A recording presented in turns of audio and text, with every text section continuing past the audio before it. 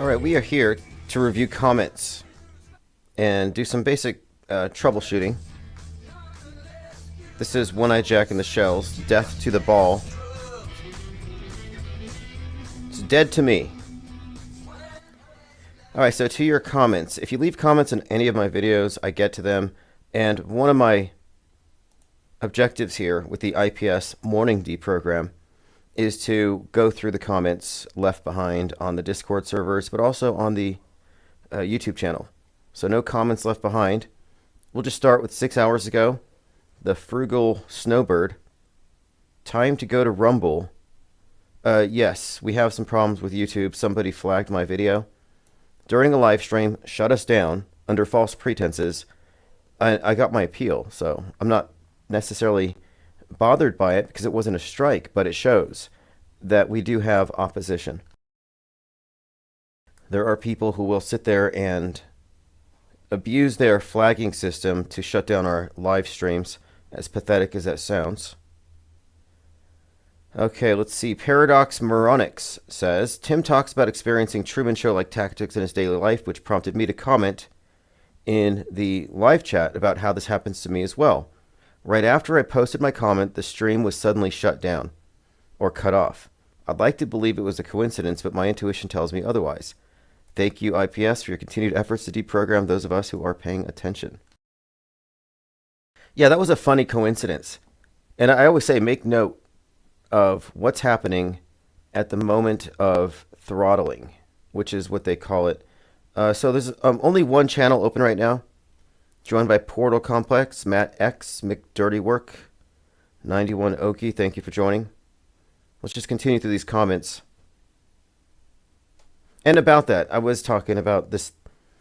I mean, I used to use the word matrixy to explain it, but I know these are just coincidences. But walking through the store, somebody stands in your way. You go to the register, the credit card machine screws with you. You go to your car and somebody happens to park their shopping cart in front of the door, like rudely. And, you know, I've had these instances happen, or I'm driving down the street and a car pulls out in front of me. A Tesla Roadster refuses to go at a stop sign, so I have to back up and do a 180 and leave. And all these things happening in a short span of time make it seem like more than a coincidence. But sometimes improbable things happen all at once. Sure. There's no way the universe is stalking me. But it does say something, though, about pattern recognition and perhaps maybe suggestibility and paranoia awareness. We're designed to be aware of our environments and to locate possibly hidden threats. But there's a few other factors you plug into it which kind of make it seem like it is indeed somehow personal. Make of that what you will. Murphy's Law, if anything can go wrong, it will. Obviously, that's just people with a certain bias. And everything that goes wrong, they're going to label like that. But they may not notice how many things are going right. So I do happen to think there is something like luck. But I don't think it's bad luck or good luck. I think it's just neutral. And maybe it's just a word for describing something that science hasn't yet fully come to recognize. Or it could be, again, just maybe my simian brain, but I think there may be some kind of recognition of our influence on things, and people will describe it as bad luck or good luck if they externalize it. Like, this isn't caused by me, this is coming from an outside force. Anyway, it's a fascinating topic, and it is a strange coincidence that we were shut down at that moment. Dr. Base Reverse Psychologist says, weird all the King references with Liver King and the No Kings group. And people saying Trump is Elvis, who was the king. Yeah, that's something I hadn't thought about. I was looking at this Liver King character, and he was ridiculed by Joe Rogan. He threatened to kill Joe Rogan. He's on his way to fight Joe Rogan, indirectly threatened the family. I mean, if you really listen to everything that he said in his psychosis, I think you could suggest that there's reason for Joe Rogan to be afraid. The guy was posing with a wolf's head on his head, holding a gold-plated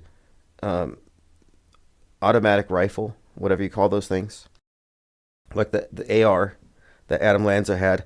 And I'm like, okay, this is some kind of a setup for something. And that could be it. You know, if you go back to Alex Jones and the theory that he was Bill Hicks. Okay, well, supposedly Bill Hicks wrote a script for a Rush Limbaugh-like character who, at the end of his career, is killed by one of his own fans. Some kind of bizarre incident. All right, let's see what else is rolled up in here. I haven't heavily promoted this. I just threw out a quick notice. I wanted to mainly test, like, how's the audio? Is it choppy? Because I went to ChatGPT and I asked for all the best recommendations for optimizing the settings. And so far, it seems good. And phones are open if you want to test that. I just want to test everything before we commit. All right, continuing here, joined by Josh Lebsack, Penguinati Auto Hoaxer. 91 Oki says, I've seen people angry at simple driving basic rules. Hello Raft says, let's go. And Paradox Moronics, yeah, we were addressing one of your comments here. Okay, continue. Now, so the Liver King story, it's still ongoing. And from what I saw, he's got an ankle bracelet, and he's still in Austin, and he's continuing to make these bizarre threats. I don't think it looks like scripted theater. I don't think it looks like Cywar. But I don't know. Like Peguinati says, Liver King is almost an anagram of Elvis King. It's almost in there. Evil King, kind of. But I don't know. I mean, I think that he's either a really good actor, which is possible. I mean, how is this different from World Wrestling Entertainment? But he's acting genuinely, like, unsettling, but that could be the role. Same could be said for Laura Loomer. And Laura Loomer has been really a punching bag for a lot of these woke right types. And right now, what's his name? Milo Yiannopoulos is unloading, like, basically a decade of blackmail material against Laura Loomer, just dumping it on X. It's getting pretty ugly. But it's consistent with what we were expecting. Where you have this conspiracy theorist, mentally unstable, too close to the president. And right now, I don't know, we'll see. But it's madness. Portal says Rush Limbaugh is Jim Morrison. There's some convincing arguments that can be made from select photos. And Limbaugh singing This Is the End, kind of offhandedly one day.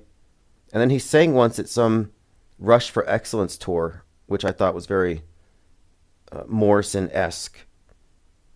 He retired from EIB after 33 years, and then he conveniently died before he had to really deal with the fallout from January 6th. I thought that timing, that exit, was kind of well-timed. Penguinati says, God is letting Satan sabotage you so you'll hit rock-bottom desperation and pray to him, which will bizarrely be met with surprisingly miraculous positive success. If that's the game, then God is some kind of a sadist. Like, I'm not going to help you until you cry uncle, until you just totally give up. Like, okay, that's possible. That's not inconsistent with his character from what I've heard and read. Rock bottom. But I think I've already hit, as far as like rock bottom, you're talking about the black pill. You've assessed it and you've come to radically accept, like as a stoic, the worst that life will ever throw at you. And once you accept that, nothing is really bad by comparison.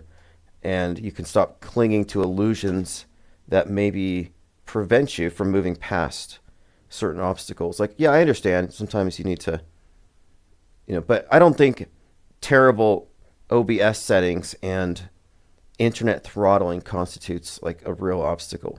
I look at these as temporary. These are just glitches, and everybody has to deal with it. It's just the cost of doing business. And the stalkers, when it comes to stalkers online, that's cost of doing business, and I've thought about this as well.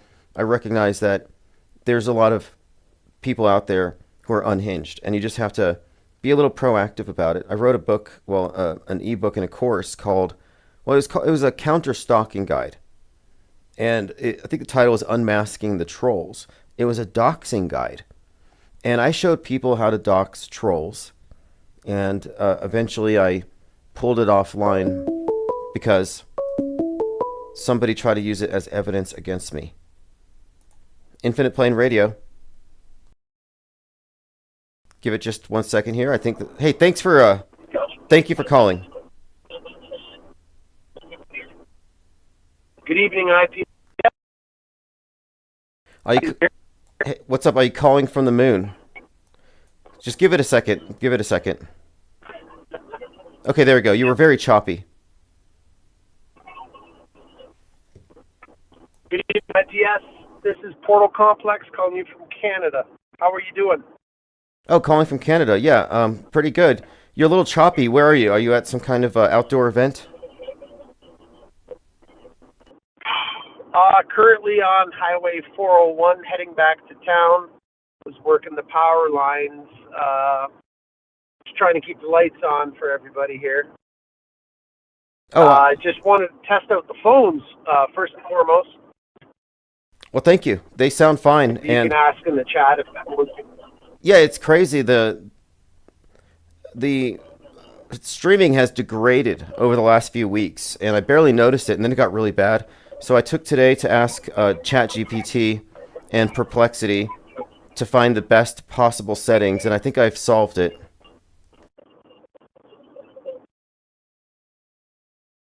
Right. Yeah. With I don't know the exact program you use for streaming the shows and what hardware or software you're using. YouTube, I find even when I upload some of our music to YouTube, it sheds off some of that high quality. But this is ridiculous. Like, it's never really been this bad. We're all getting ripped off by buying data. And, the thought that they're already running on 8G and 9G and we're still stuck on 5 is comical, to say the least. But now how do the people... Have you ever thought of tapping in? Well, I was going to say, how do the people who are scared of 5G handle living with 9G? I didn't know there was a 9G yet. Yeah,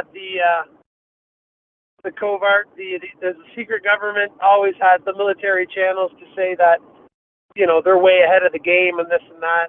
I think 5G is incredible, man. It's super fast internet. I'm not afraid of it. It's great. Now, I do know the difference between a kilowatt and a megawatt. That's fine. You can draw that shit on paper. One hits you like a thunderbolt, and the other one will hit you like a wave from the ocean. I got this neighbor. His name is Chuck Quick on the sideline. He worked in sales, and he was one of the first to have early day Motorola cell phones, and he was on that thing like, I don't know, 6-7 hours a day back in the late 80s or mid 80s when they started to pop out. Chuck's like 92 and he's got no tumors. He's good to go. So I don't know, man. I think 5G is great. I'm waiting for 6, 7, 8, 9. They sell you on convenience, so we're just waiting in line to pay more money, and no one realizes that less is more. But well, I'm very optimistic. Some in the comments mentioned I'm a forever optimist, and I'm also very optimistic about AI. People are very critical and wary of everything that's new, but everything that I've found I've used it for so far has just been like a permanent change, a permanent improvement. And that's why I went to AI today to find the best settings. I'm just getting better information these days. And so I just think that things will gradually improve, even if, of course, we have to pay a little bit extra in premium, like I'm paying, but it's worth it. Well, it should be, because this mission is very important. How long have you been in the IPS think tank?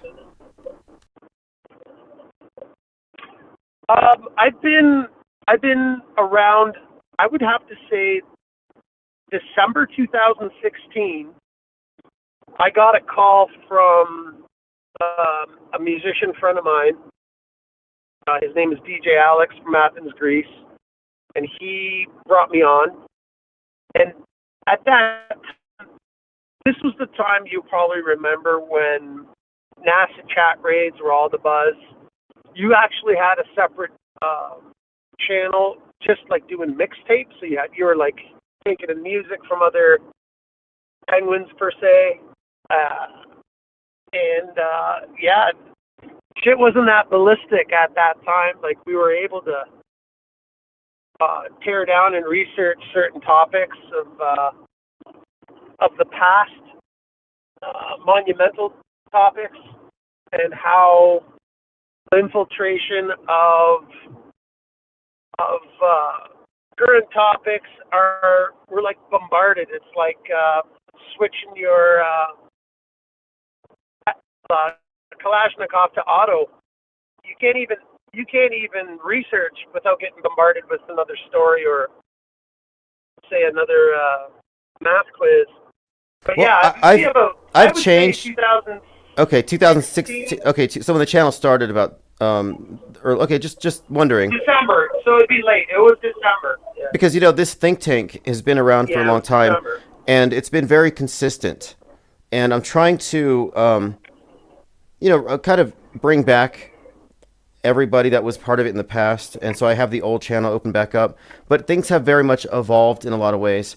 And anyway, Chief Crow recently contacted me, and invited me. Well, he was in contact with somebody who organized an event called Flatlanta, which is in October. So I will be there, and Chief Crow will be performing live. Right on. That kid's a genius, man. I haven't seen one of his live sessions lately. I do rewatch old ones. So if you're listening, Chief, get up on that. Put the park on. Get in that studio, man. Yeah, man. I listen to like musicians that are like one man bands, but this guy takes the cake for sure. Well, at Flatlanta, I plan to introduce the PSYOP trading cards. I'll obviously be there to live stream, and I'll have a booth.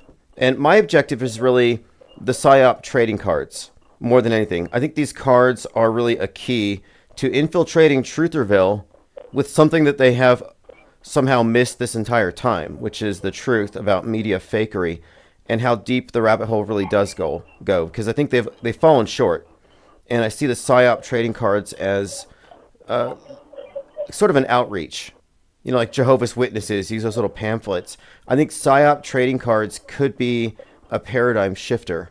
But that's in October, yes. It's called Flatlanta. It's in Atlanta. A little far for me. Love to be there, but again, on the trading cards, we spoke of this years back. And that trading card game that had come out in the early 90s, that so-called predict many events that have happened.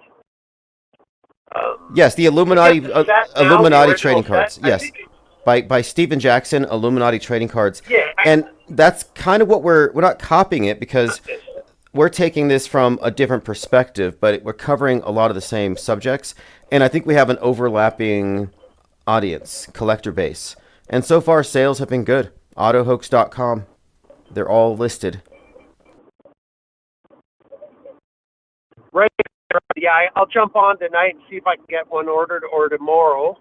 I'm still on the highway here. I got to drive and I got to go sleep at a stop here. But I most definitely order my own as well. And what I wanted to say was, bringing back the original members from back in the day, would you entertain making personal penguin cards in a sense that, let's say, I'll give you an example, like someone like Osher that's been around for a while and has a character and has her stats on the back.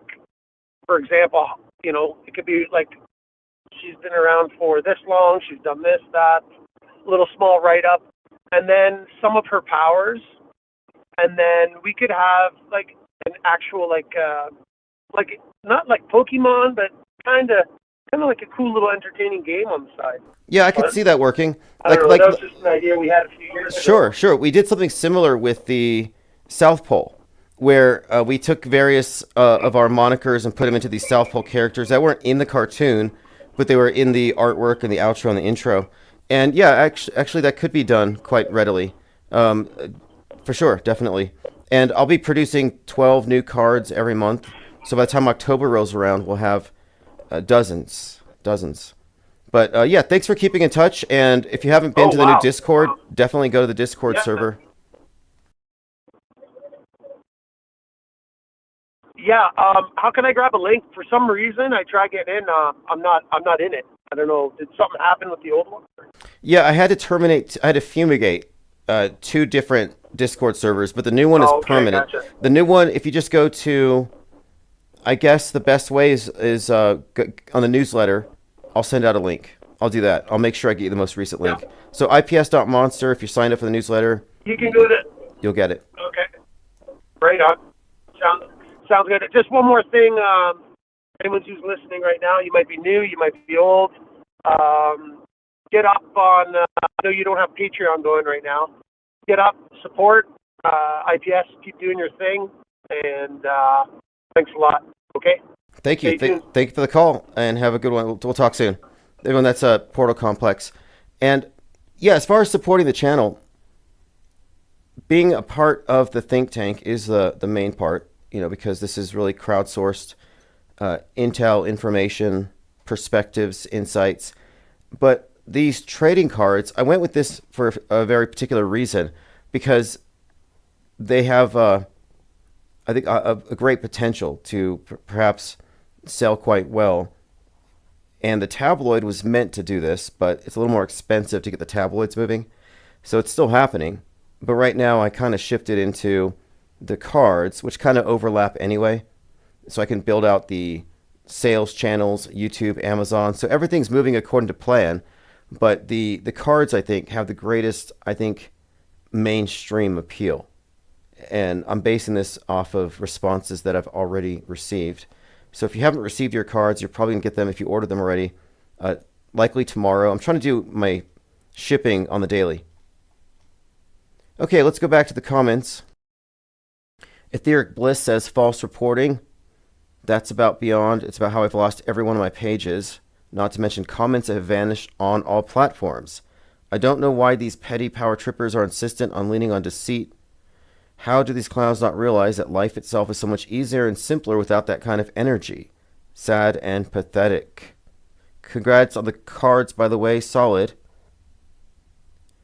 Did the stream end just like that? Wow. Are you using your phone as a hotspot? That could be the issue. That's not the issue. Anyway, he says it's YouTube's bad policy lends itself out for abuse. Absolutely, I agree, Etheric Bliss. YouTube tends to, I think, favor the person with the hurt feelings over the content creator. So if you can allege that your feelings are hurt, you now have a claim against this person's content, and they check it after the fact. But what was surprising in this instance is they terminated us during a live stream, mid-sentence, based on somebody reporting that I showed a video of somebody brandishing a firearm, which I did not. So the power of the lie needs to be emphasized here. Lies are powerful in this world. I call it the lie world order for a reason. I think that lying is a basic form of magic, witchcraft. In fact, one of Aleister Crowley's more famous books is called The Book of Lies. And I want to go reread it now that I have a better understanding of what he meant when he talked about words and the power of words and its connection to creation, and therefore lies having the power to bend or alter. Critterfest says, people are mad I listen to this show, it's making me smarter, and that intimidates them. Well, they probably think it's making you extreme or dangerous, or perhaps it's almost like religious people. They don't like the atheist. They don't like the non-believer. And in darker times and in certain places, they treat the non-believers pretty badly. But really, I'm not telling you what to think or what to believe. I'm saying don't believe without good info, and rather instead become an informed disbeliever so you can explain why you don't believe something. And if you weigh these things side by side, you'll find that the informed non-believer knows more about the news that the low info believers know. And that's kind of sad. It's like, you believe this crap because you saw a headline. I don't believe it because I read 50 articles about it from different perspectives and I know it's crap. So you can't say that the low information believer has a higher moral high ground or intellectual high ground. So if they're mad, it's because you're insulting their belief system, and they're believers. And there's a distinction between a believer and a knower. I used to call them MSM fundamentalists because they do have a religious framework, but it's not their fault. They were programmed. Ashy Dog says YouTube changes constantly, no official rules. Yeah, they're very arbitrary. I mean, I've sued YouTube with mixed success, but it's a work in progress. The last one, I mean, I have a pretty straight shot at them because of admitted fraud, and I have all the evidence, but it's been very difficult to locate this third party, and that's kind of on me, but it's going to happen. And the latest hackings by this person hacked my Kickstarter, I think the Gravatar, which is WordPress, as well as an attempt on Patreon and a couple of others. The last hackings were back in 2023, so that kind of resets the clock for the statute of limitations. So one of our channel's bigger enemies, who is responsible for shutting us down more than 100 times on YouTube, he will pay for that. That is coming. But he had exploited a loophole where you could claim copyrights over a video that you don't own. And by the time YouTube checks it and puts your video back up, the damage has been done. And for me, the damage was you're demonetized for this many days. And after enduring this for about a year, I sued YouTube for the loophole that allowed this anonymous third party to continually shut down my channels. And as a result, they pulled his channel and they reinstated mine, and they updated their policy, which made it so now if you get a strike, you're not demonetized. You're just given a 2-week warning. So they didn't used to have that warning. They fixed it because these loopholes are exploitable. And I know because I've exploited them myself, usually in retaliation. So somebody knows that if you flag a video and you claim this and you're willing to lie, you can get it shut down. Weak, very weak. Why not create a video where you counter everything I say, debate me, or something? But it's so much easier, I think, to just burn something down than to make something that competes with it. And that's the mentality we are dealing with. Somebody that will break the rules to shut you down midstream is somebody who would burn your business. And you have to approach them as really what they are. And the same set of considerations don't apply to them. And that's why I think I've been so terrible to certain people, like specifically my stalker, because he's gone outside of fair play. So I have too, which is why he's still in hiding. And how pathetic is that? Imagine having millions of dollars, you don't have to work, you're connected socially to a lot of very popular, influential figures, you're politically connected, you're part of the White House press corps, but you can't come out and talk as yourself in the real world because you've been so terrible and you've been doxxed. So, yes, I have that person under my boot, and he stays there. And it's pathetic, because if I had that kind of money, I wouldn't let someone suppress my entire existence. But anyway, it's a victory in progress, and eventually we will have this person in court. In fact, I reported him to the FBI a few months ago. So if you don't know the backstory, it goes back to a stalker that was stalking us in 2017. Then he got a job at the White House and he kind of left us alone. But the more recent thing, he was the hacker who looked into Hunter Biden's laptop and published it online under a company called Marco Polo 501c3. And his business partner, who also worked at the White House, Garrett Ziegler, were being sued by Hunter Biden. Now,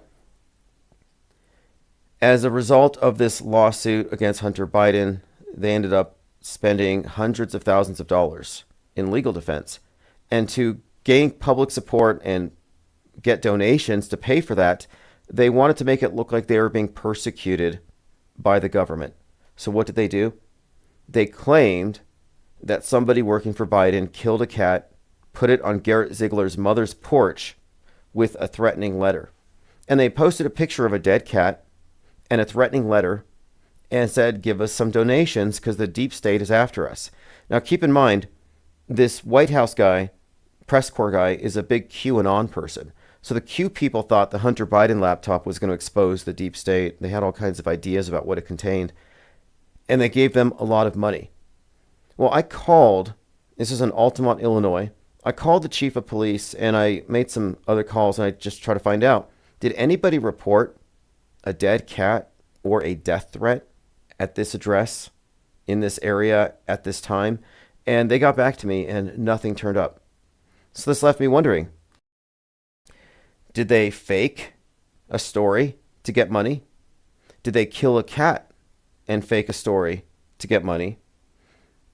Or did they fake a dead cat to create a fake story to raise money? Either way, the donors need to know that money was raised under false pretenses. So I filed a report with the FBI. I let PETA know. And my thing is, this cat doe needs to be exhumed. There needs to be a necropsy, and we need to find out who or what or how, how did it die? So that's a scandal, a dead cat killed by somebody who works in the White House, connected to Garrett Ziegler. One of them killed the cat, but I'm going to get to the bottom of it. I've already, again, made my reports with the FBI, but let's move on.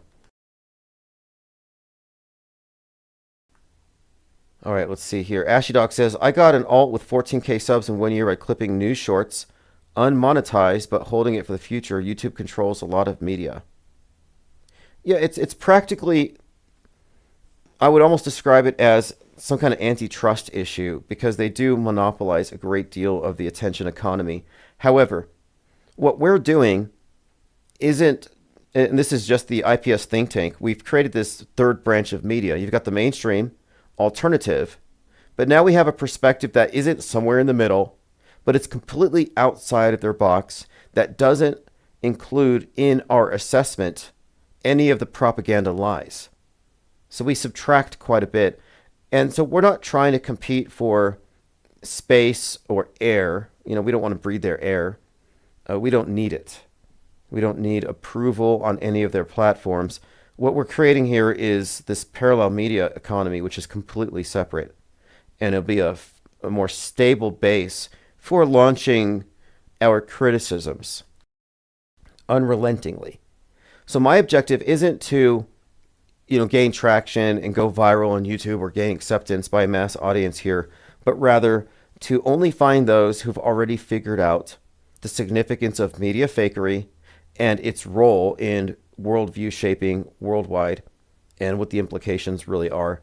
And there are enough people who figured it out without falling into the trap of Trutherville. They're not drinking the Kool-Aid at Alex Jonestown. The main thing that trips people up seems to be the political horseshoe. If they're still caught up in politics, look, Donald Trump faked an assassination attempt. He was an insider in the January 6th PSYOP where nobody died, and he's fully aware of this, but he plays into it. So we have to remember that a lot of people are still in the Truman Show because they haven't figured out where the show ends and reality begins.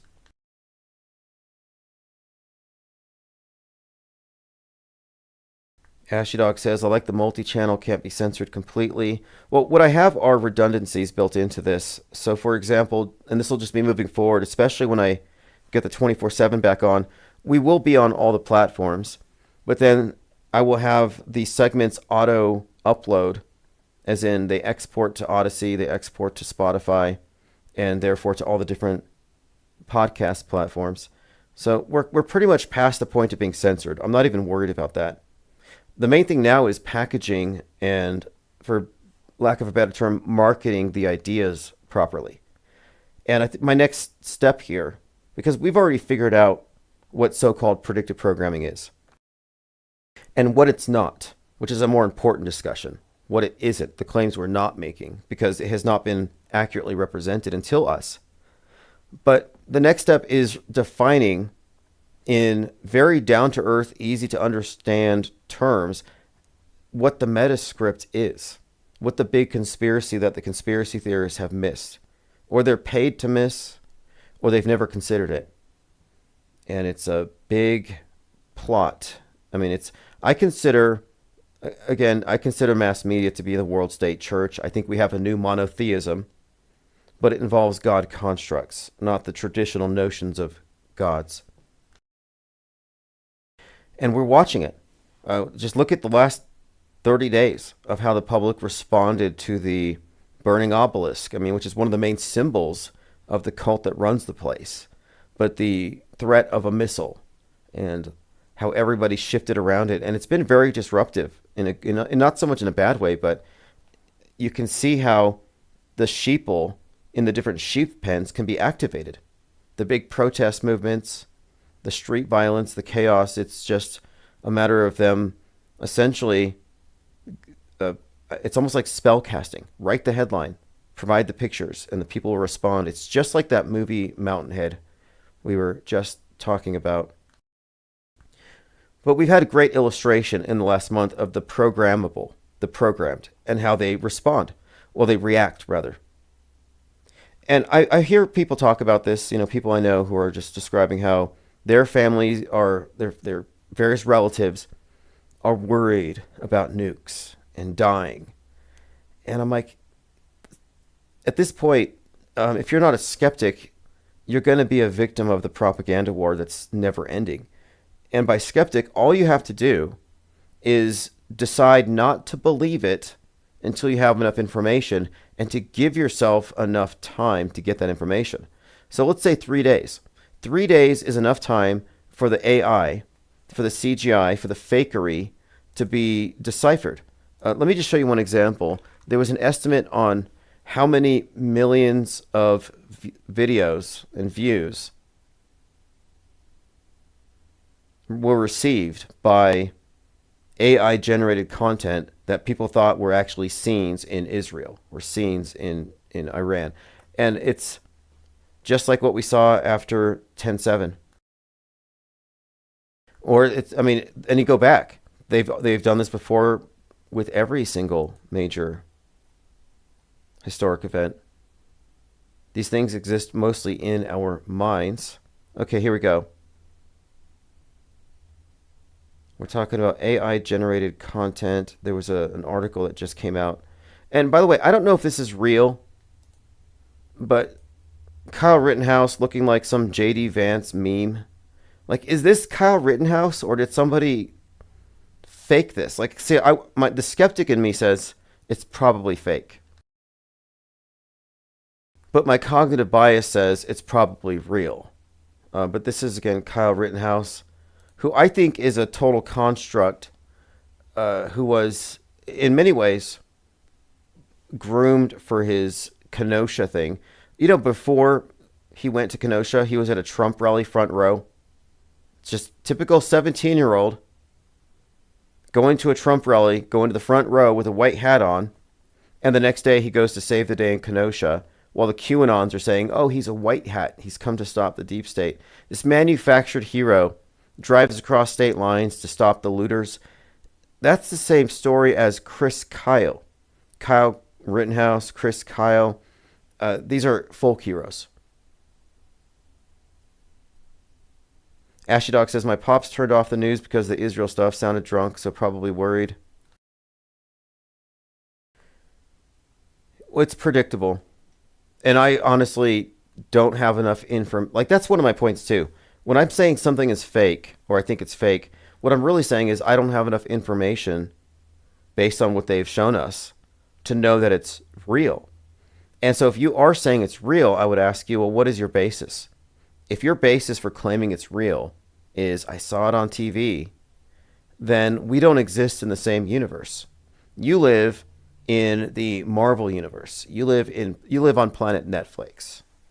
You're in the Disney universe. I don't. I observe it. I'm not in the Truman Show, but I can play along. Diana Southard says Kyle looks like he's 40.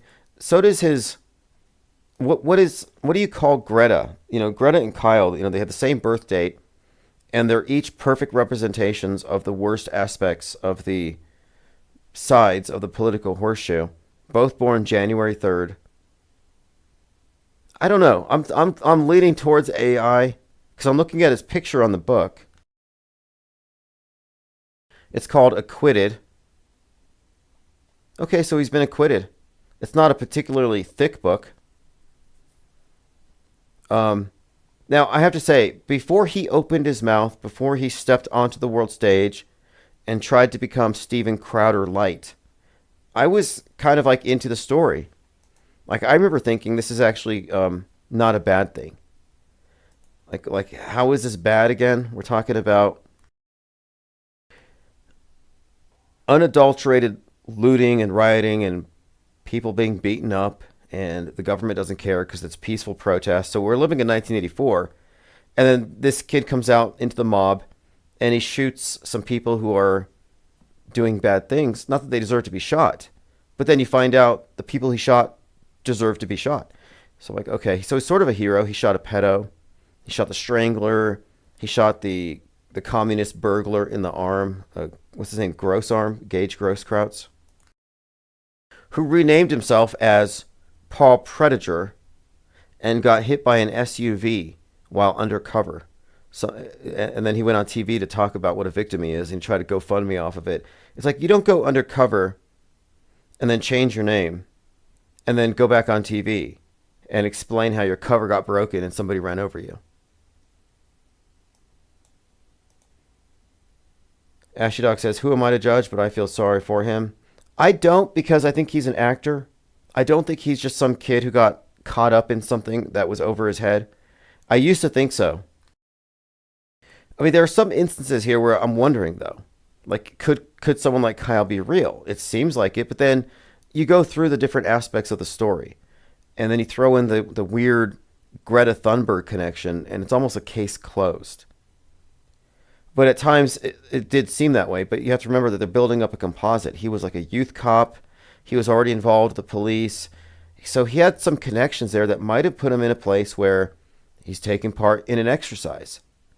My question was, how do they pull it off?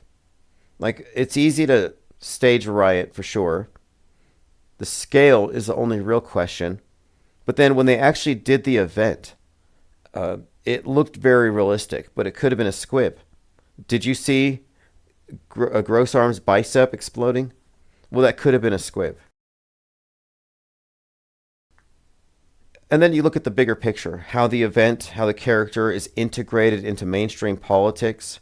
And the whole time the FBI had drones over the riots. They had drone cameras. They had total coverage. If you remember the scene, Kyle's hanging out with his gun, and the police walk up to him and they hand him a water bottle. And they say, we're going to send him down this way. I thought that was strange. They hand him a water bottle. And then the chaos ensues.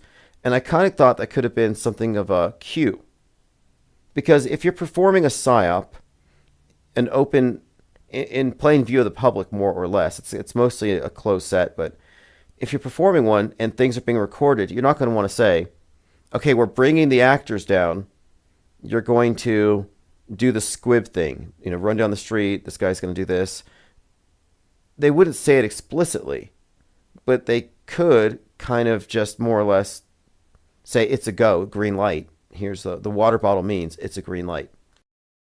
Because it just seemed so out of context at the time. Like, it seemed like the only interaction with him and law enforcement before the thing, and then after he shot the bad guys, the cops let him go, and then he went home. And you go back to Chris Kyle, who also crossed the state lines to stop looters, and he claims he climbed on top of the Mercedes Superdome, and he said he shot a bunch of looters. Well, that turned out to be fake, but look at the overlapping stories here. The right wing saw him as a hero, the left wing saw him as a victimizer. The crossing of state lines, the weapon was brought up, and the name Chris Kyle, manufactured hero. Kyle's also a Proud Boy. He got initiated into the Proud Boy group, which is also very questionable, run by feds. So everything about him says Fed. Now, this picture could be fake. It's besides the point. He looks very well fed. Oh, speaking of feds, somebody asked me who's going to be at the event in Atlanta. I have to check the list. I'll send out a link. But I'm no longer calling people shills or suggesting they might be. I think I've given everyone a pretty thorough examination. And I think a lot of people are genuine. I think a lot of people genuinely believe the things that they spout, even if they're unlikely or unbelievable. I'm not particularly satisfied with the video game Earth model, but I'm willing to talk about it. I'm willing to have the discussion about why we have a disagreement.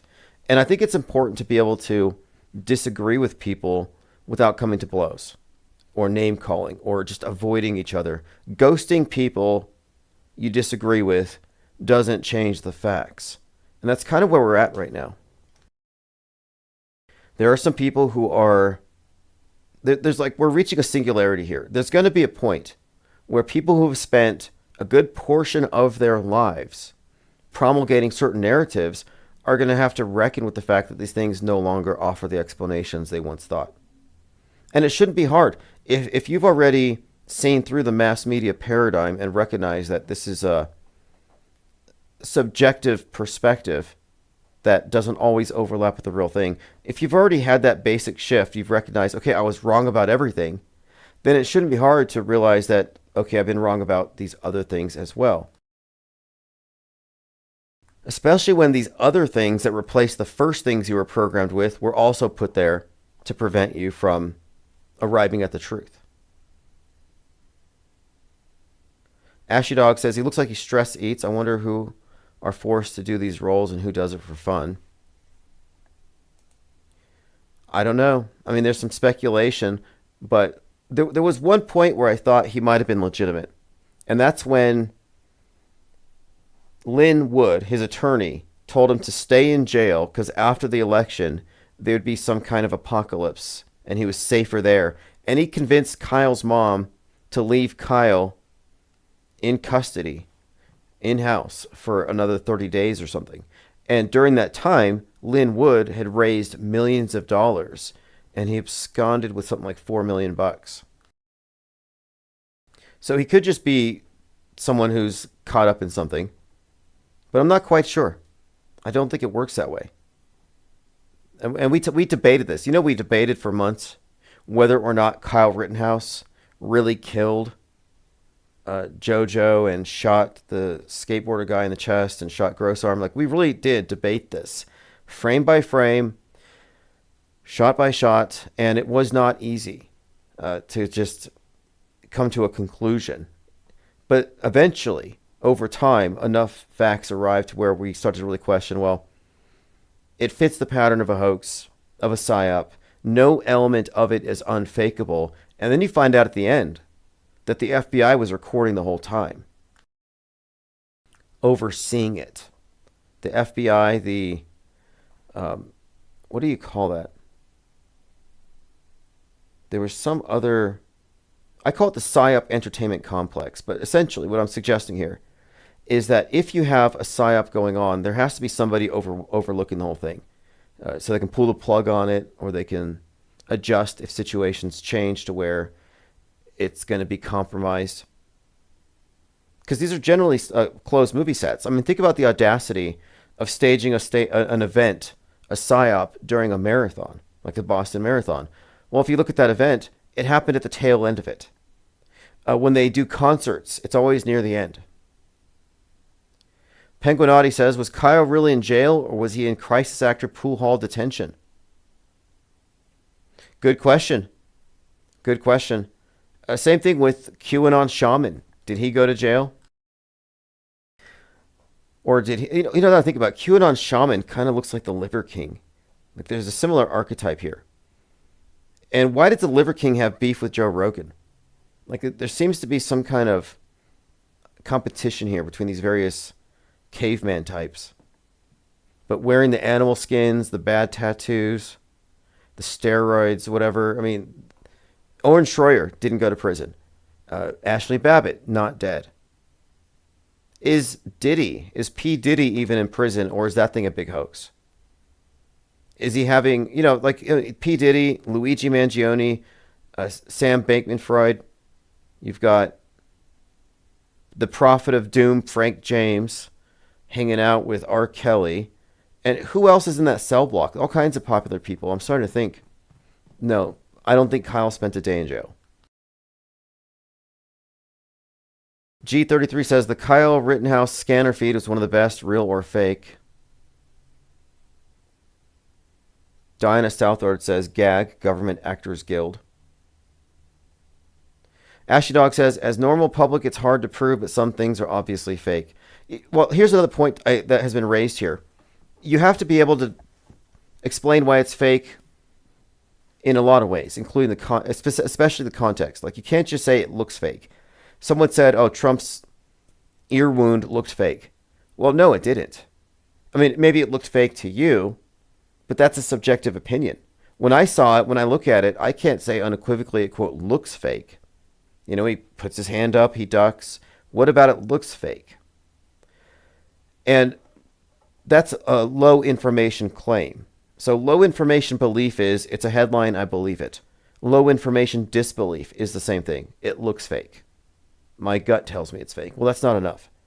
So how do I arrive at it being fake? Well, you look at the bigger presentation and all the rest of the content surrounding it, not just the concurrent and predictive programming, but also the suspicious activities of the media present, like the guy who photographed the bullet whizzing by Trump's head. There's some questions there.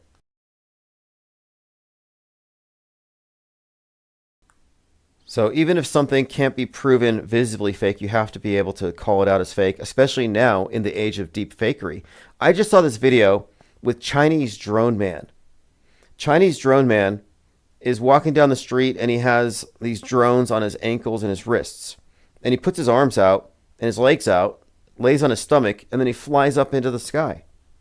And I thought, wow, I hope his batteries don't die. That looks kind of dangerous. And look, I look for fakery all the time. Well, it wasn't until I scrolled through the comments that I found out that it was fake, because a fifth drone rotor appears magically on the backside of his little configuration at the end of his flight.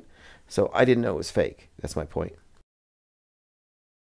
Ashy Dog says fake until proven real makes sense. Yes, fake until proven real. Unless it's a claim, well, I guess we should say fake until proven real. And by proven real, we mean the burden of proof. And for the most part, that's not hard to do. But if it's an extraordinary event, like a riot or a very public, I guess, like something that's like not a big deal, but it goes international, like Shiloh Hendricks. So Shiloh Hendricks, just some random person in the public goes to a playground and uses racial slurs on a 5-year-old kid. And that went viral. And it happened to coincide with the viral GoFundMe campaign for Carmelo Anthony. And so I see these things happening at the same time, reaching critical attention and generating a response that seems to have been engineered. So what's more likely? That the news media is going to hype up this one particular person and platform all this, what they consider to be hate speech, or it was manufactured. So most of what we see is manufactured. And if you say fake until proven real, you're in the right. A few years ago, we had to kind of make the point that, oh, well, if it's an extraordinary claim, if there are hallmarks of fakery, if there's existing reasons to doubt it, like we had all these ifs, these criteria, which are still there, but things have changed to where now, if you're not skeptical, you're automatically a dupe. I mean, that's just the way it is, and it's getting worse. Fake until proven real was ahead of its time, and now I would say its time has come. 777 says Glow and Schroyer.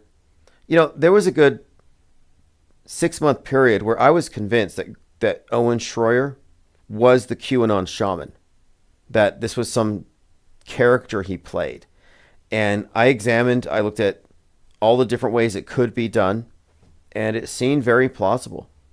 I mean, just some bad tattoos, some face paint, like it's not that far. I still haven't seen the two of them in the same room at the same time. And I'm pretty sure the QAnon shaman has hosted InfoWars a few times. So it's not off the table 100%, but I'd say I'm 90% sure they're not the same person. N.A. Literalist says, lab scientists in Diddy's trial prove there's nothing weird about the baby oil, LOL. So scientifically proven not to be weird. Someone told me it was GHB, so it's not real baby oil. But why would you put GHB in a baby oil bottle? And there was a show that came out called Blink Twice. It was a movie with Channing Tatum. Blink Twice seems to be related to the whole Diddy freak-off parties, the white parties. Everybody's dressed in white, and they have this substance they call snake oil. And when somebody takes the snake oil, they have a period of forgetfulness, and they don't remember what happened at the freak-out party. So if you haven't seen that movie Blink Twice, it came out at the same time that P. Diddy was going to court. 91 Oki says, I called Owen a Zionist out loud. He looked frightened for 7 years. Oh, 7 years ago. I don't think that makes sense because InfoWars is on the side of woke right.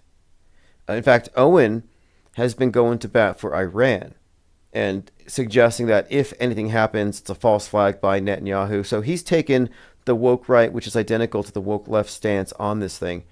So no, he's definitely not on that side. And you wouldn't expect him to be.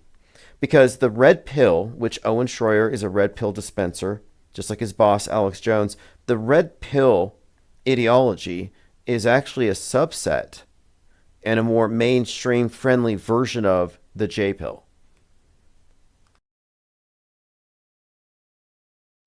Salty Siren said, I figured it was the chrome. Right, the chrome, the adrenochrome, the snake oil, the baby oil. See, the baby oil, also think about it, that's kind of ominous, but we're talking about, yeah, this gets pretty ominous. When you talk about the third eye, it being anointed, like, the idea here is that the elite extract something from the pineal gland from babies. So baby oil is kind of like a sick joke. And why is that such a reoccurring theme? I was thinking about Skeksis today, from the Dark Crystal. And the Skeksis were these big, hideous, bird-like creatures that would capture the little elf creatures and have this beam of light go into their forehead and then suck out their souls. Anyway, I was at the zoo, and I was hanging out by the bird exhibits, and they were basically going cage to cage. First, there was the bald eagle. They invited me up there. I gave a piece of salmon, a big chunk of salmon on a 3-foot-long tweezer to an eagle that they have in captivity there. It can fly, but its talons are damaged. But then I went next to the vulture exhibits, and there's this big, gigantic buzzard, and it was more or less being aggressive with the zoo person. Like they were trying to put water in the bowl, and they had to use it was like a dustpan on a handle to keep the vulture at bay. And it just kept creeping up on him, and it was trying to rip the dustpan out of their hands. Enormous wingspan. Like you can tell that thing's designed to rip flesh, just clean off bones. But it reminded me of a Skeksy, the way it was going after that person.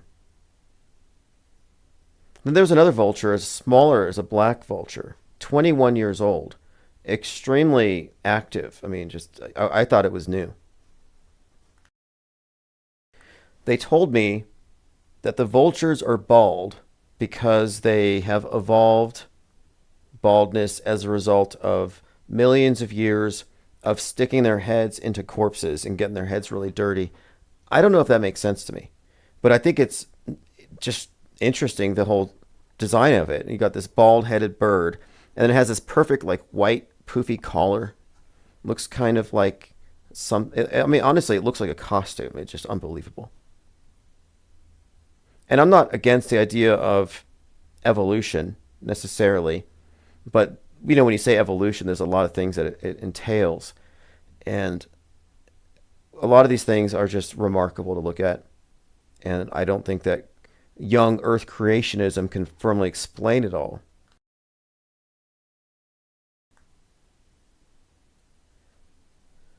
All right, let's see what else here. Yes, you're right, Diana. Southheart says, didn't Donald J. Trump say if he was assassinated, Iran did it? He did say if something happens, go after Iran. You're right, he did call that out. And Iran did release a video of a drone going after him on a golf course. And then Ryan, kind of an anagram for Iran, was on the golf course. Ryan Routh. G33 says, yes, that's why they look like that. Yeah, well, let's see what else. Just kind of, again, just I randomly went to the zoo to check out the penguins, honestly. I have a pass, and I go there and I do these sketches. But if you go early in the morning, sometimes you catch them feeding these things. The cat exhibit has been closed for some time. Then I was out checking out some of the apes. The exhibits are pretty nice here, but you know, it's not the biggest zoo in the world, but our penguin exhibit is rather impressive because they have the surface where they all gather around their fake sun and their fake snow, and then they have the pool they swim in, and you go layers below and you can actually watch them swimming in profile or from below. Where are the animal fakers? Where are the people who say that penguins are fake, chimps are fake, koalas are fake, and pandas don't exist? The panda faking industrial complex. Do you know how many people would have to be involved in that? Like this is an important point because everything is fakeable today, but then you have to ask fakeable at what scale? So yes, you could fake gorillas with costumes, but only in a certain place from certain angles and perspectives for a certain amount of time. Then the costume comes off. So yes, gorillas are technically fakeable, but could you fake gorillas at large in all the zoos at the same time? No, obviously you could not, because you would need costume designers. Well, how many people would be involved in it? Like, it's one thing to argue that 400,000 people were involved in Apollo 11. It couldn't have been faked.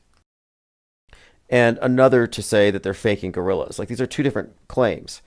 And the thing with the NASA thing is compartmentalization. You could easily compartmentalize the end goal of the space program. But when it comes to the animal fakery claims, you're talking about different groups of essentially performance artists scattered throughout the world. I don't know. I think it would be too big of a... It wouldn't be impossible to centralize it so much. And space is a monopoly. So you only have so many people who have access to that launch pad. I mean, it's really a small, close group of people who actually go to space. By the way, does Orlando Bloom know that space is fake? He just put in divorce papers for Kate Perry. I didn't know they were married. I don't care. I thought she was married to Russell Brand. Maybe that was in the past. I don't pay attention to, I don't care very often, but I saw that in the news today. And I mentioned Kate Perry because she went to fake space. And so that just raises the point that some celebrities are in the know about major psyops. And space fakery is one of the big ones. So what do you have to do to be let in on a secret on that scale? Constant Elevation says, heading to the Omaha Zoo on Tuesday, best zoo in the U.S. Well, let me know if you have panda bears or koalas. Ashy Dog says, TikTok's the worst content in my opinion, different internet culture. Yeah, I've tried TikTok, and I have a few issues with it. One of the things is the delivery is based on clicks. It's too competitive for clicks and attention over content and quality. And I have a difficult time watching a video where somebody's doing the bug eyes with their finger wagging up above, pointing at the screen. It's like you're standing in front of the screen. And for some reason it became the standard where everybody is doing the wagging finger and they're doing the facial expressions. And their facial expressions are just appeals to emotion, raising an eyebrow. It's like, that doesn't mean you have a point. And it's very annoying to have somebody staring at me while they think they're educating me. Like they're TikTok explaining it to me. It's like, no thanks. If I had an AI filter to filter out the TikTokers, I might have more use for it. But as far as where the best content goes, I mean, where do I go to search for information or research? I go to the IPS think tank. I go to the Discord server where we're drawing content, research materials from a lot of different people. And that's why we have to break away. The reason why TikTok sucks is because its users are brainwashed into a certain box. It's not going to suddenly become a hub for post Truman Show thought. It's never going to go outside of the box. Constant Elevation says they have a red panda. Well, the pandas are fake claim comes from, it goes way back. There was this guy named, actually, I think he's been doxxed. I think somebody gave me his dox and I saw him on Twitter. He went by the name Hans Wormhat, which is a pretty cool name, a good handle. Hans Wormhat became very delusional, and he was convinced that toucans were just parrots with beaks glued on, that duck-billed platypuses were fake, gorillas were people in costumes. He went down that route. He was convinced that his parents were lying to him about fundamental things, and they put him in a padded room when he started ranting online about his dad shaving his legs, suggesting his dad was his mom. So he kind of got twisted, but he started claiming that pandas were fake. And what his arguments came down to were incredulity and ignorance. So to say that a panda bear is fake is to make a claim in spite of contrary evidence. Well, what is that contrary evidence? They don't even go there. Their frame of reference are 5 or 6 curated YouTube videos. One of them is a guy in a panda suit, and 3 others are pandas looking kind of fake, which sometimes happens. There are some where it looks like, yeah, if you're questioning, yeah, you could conceive of how that could be faked. But they don't go into the biology textbooks. They don't go and study the skeletons. They don't go to the universities and ask, well, have any of you worked with this particular animal? What can you tell us about their diet, their digestive tract? I mean, there is voluminous information about panda bears inside and out that you don't have enough information from a couple of YouTube videos to declare them fake. That's what I would call a low information claim. And I make this distinction because we're not making low information claims. The same people calling school shootings fake are not the same people calling pandas fake or birds fake. We don't want those people mixing with us. It's like, okay, you stick to your fantasies. We'll focus on world stage Psy-War propaganda, because it's kind of frustrating that you're focusing on the objective analysis of propaganda and separating it so that you have subjective reality influenced by fake news and the real thing. So we're working on this, and the media's response is, oh, these people don't believe in panda bears. Harmon Walker says, I remember Wormhat and Mr. C used to say so many animals were fake. Well, the takeaway here is the quality of the claim and how it's made. So their claim is based on the appeal to ignorance and incredulity. Like a duck-billed platypus looks fake to me. Well, that's not an argument in favor of it being fake. But the appeal to ignorance is simply asking a question as though it's a question. And then the people who are ignorant will validate that and agree, oh, that is a strange thing. But the question's already been answered. So they're asking a question in spite of the available evidence. So it's a bad faith question when somebody raises a question that's not really a question, fishing for people who don't know the difference. That's how chemtrails spread. Chemtrails aren't spread by airplanes. They're spread by bad faith questions, appeals to ignorance, and loaded questions. But what I like to do is study how these erroneous conclusions are arrived at and then try to understand it so we can, fix it and see if there's anything we can take out of it. And one thing I took out of the fake animal phenomenon is simply fakeability. We have to acknowledge what is fakeable and then make our claims based on what we know to be possible to fake. So we know it's within the realm of possibility to fake any animal on a small scale, especially with AI and augmented virtual reality, sure. But can you make the claim that these things have been faked for 100 years and all the observations are fake and all that? No, that, if true, is a huge thing. And if the panda bear denialist was legitimate, they would go to the zoo and the university and the media, and they would expose a global conspiracy. Isn't that your job? If you're a YouTube conspiracy theorist and you want a bunch of clicks, you want a bunch of attention, so much so that you're going to say pandas are fake, why wouldn't you want to be the guy that exposes fake pandas? None of them want to take credit for it. Like, okay, if you're making an extreme claim that would make you the most famous person in that niche, and you're obviously doing it for attention, what's stopping you now? They never go far enough. And so Hans Wormhat and these others who make these extreme claims, they're not taking credit, which is another way of saying they're not taking accountability. So what's with these unaccountable claim makers? And I tend to think these are the agents.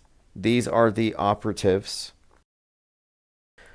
that their job is to sow disinformation, misinformation. Because now anybody questioning the media can be lumped in with a larger body of people who fall for these scams. It's sad to say, but there are more people who don't believe in panda bears than recognize media fakery when they see it. And that's why, again, we're breaking away from Trutherville, because people like Hans Wormhat and his ilk live in Trutherville, mixed in with QAnon and the Alex Jonestown cult and all of the woke right J-Pill crowd. That's all one big group. And they stand in opposition to the mainstream, and they think that's far enough. Oh, we're not mainstream, so we're truthy. So Trutherville needs to, really be looked at as the alternative Truman Show. And you shouldn't be in there. So what we have done with this think tank is that we have separated our school of thought. We are a separate entity. I call it parallel media because we're not trying to butt heads with media. We're not anti. The anti position is controlled opposition. You got to be anti-anti, anti-pro. Our position is outside. It's a parallel course. We're keeping track. We're monitoring. But we're maintaining a steady stream of observations. I mean, we're just observing and reporting and noticing things.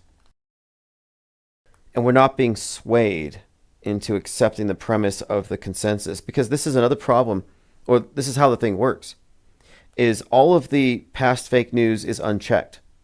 And in the aggregate, it bends our history. It frames every subsequent news story. So if you're in the box, even if you're not paying attention to the news, whenever something big happens, you have the point of view that they're giving you. You are in there, you're put back in. Like, you can't escape the box by ignoring it. You literally have to be aware of it. Uninformed doesn't get you out, only informed.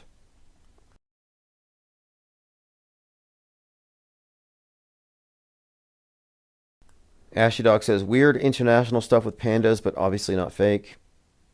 They have an interesting history, and I've looked at the claims for how they would be faked or why they were faked, but a lot of it doesn't stand up. And the truth of it is, they're very dangerous. You wouldn't want to hug one. I watched a video where a panda practically bit a guy's foot off. Like, they look playful and cuddly because cartoons, but that's not how they really are. But I think they had been targeted by hunters for a long time, driven into near extinction. They're definitely protected. But to call them fake off of weak evidence is what I'm pointing out. And I don't want, like, the birds are fake crowd to think of themselves as somehow connected to 9/11 was theater and nobody died. Like, these are just so different. And the people who arrive at these faulty claims are also using logical fallacies unwittingly to arrive at these claims. And our whole worldview is built with essentially people not paying attention, just being dog walked into their Truman shows. And then the people who see through it find themselves getting caught up with the alternative Truman Show. And Hans Wormhat is a perfect example of that. One of the big stories in the news right now, 33-year-old socialist, 33-year-old Muslim socialist wins New York City mayoral primary. And I see a lot of people mad about this. I think it was Laura Loomer. She's like, he's a socialist Muslim. As though she described him as a socialist Muslim and says that we want terrorism. And I'm like, okay, so what's the point being made here? Are socialists terrorists? Or are Muslims terrorists? Or is it socialist Muslims? Like which group? Are all socialists or only the Muslim ones? Or all Muslims or only the socialist ones? Like, which is it? But I see a lot of 9/11 era propaganda narratives being brought back in New York. Again, I'm not really fazed by it. Just noted another notable 33-year-old.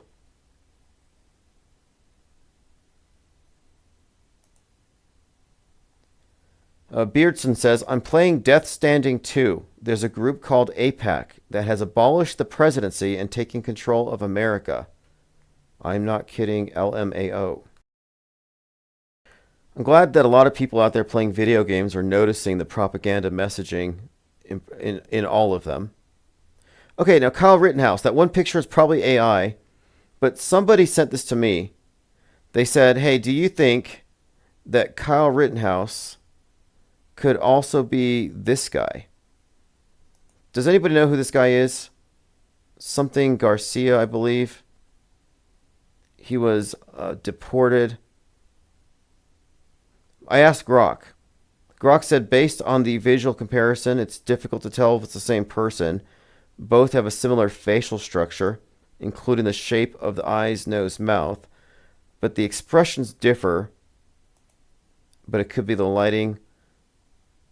The second picture shows a person with a beard and mustache, not present in the first image. Clothing and setting. Anyway, it goes through. This is a breakdown by Grok. Is this the same person? Anybody here have any thoughts on this? Panda flu coming soon, says Tominoid. Pippi Langstruff says, who comes up with pandas? Unmitigated Mind says, isn't socialism a foregone conclusion at this point? Good question. I mean, what do we call it? You know, I mean, I understand this dialectic, you know, communism, capitalism, that in broad strokes they use these as, you know, worldview builders and to get people on the same page, but you can't really say it's free market necessarily. But is there really a legitimate struggle between two competing political economic systems? And is any of this even valid, or is it all more theater when you get to the level of mind control that really supersedes all of this stuff?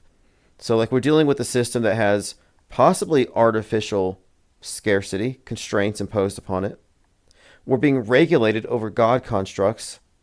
You know, climate change, I view that as not just an eschatology, but quite literally it's a God construct. It's a punishing storm deity scenario that we've all acquiesced to. It's all just very questionable. So it's kind of hard to remain ideologically committed or pure because it's like, well, I'm going to vote for this guy because he believes that socialism is bad. Yeah, but he also believes that all these fake things are real and doesn't know the difference between real and fake because he's in the box. So do you want to follow somebody who's in the box and call them your leader? Whether they're duped or they're sworn to secrecy and they're part of the big deceptions, it doesn't make a difference. So at this point, I don't know. These are questions that are kind of outside of our purview. My objective here, though, is to continue to define the parallel media as distinct and to grow our think tank on that basis. We are bringing in many of the, I think, clearest thinkers. And we don't have certainty on all things, but we have clarity. And that's an important distinction. I've had a couple of people criticize in a way. They're saying, well, I'm kind of annoyed that you're so certain. How can you say? And it's like, it's not really about certainty. It's about clarity.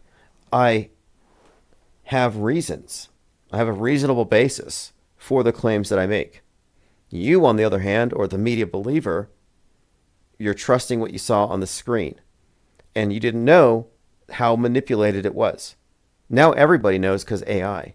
But that's the big secret. Long before AI, long before generative art and video and fake news segments, they were already doing it with Hollywood special effects. It's been a standard operating procedure since the inception of media. Tomadoid says, got a 15-year-old stabs and kills a CEO at a house party here. Story coming up in the moment. Okay, good.